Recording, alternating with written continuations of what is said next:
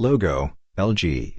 Text, life's good. How to backup pictures from an LG phone to Google. The home screen of a LG phone. Google's Backup and Sync is a storage service that can automatically save your photos and videos from your LG phone to your Google account and make them accessible from any device where you are logged into your Google account.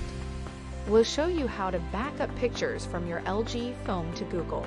The instructor clicks the gear icon on the home page. On your phone, go to Settings, then tap on Google, then tap on Backup. Under Account, verify that the correct Google account is showing.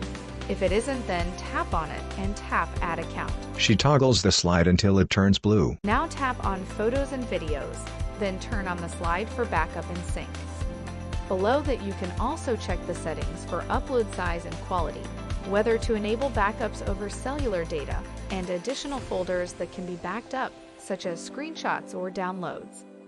If you need further assistance, please visit lg.com/us/support. Logo, LG. Text, life's good. Learn more at lg.com.